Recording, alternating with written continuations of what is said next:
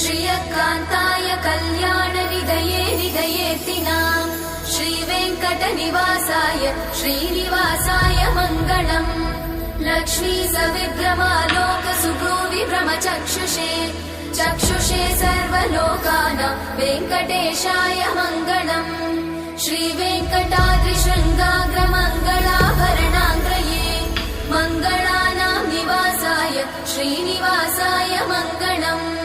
सर्वावयव सौन्दर्य सम्पदा सर्वचेतसां सदा सम्मोहनायास्तु वेङ्कटेशाय मङ्गलम्। नित्याय निरवध्याय सत्यानन्दचिदात्मने सर्वान्तरात्मने श्रीमद् वेङ्कटेशाय मङ्गलम्।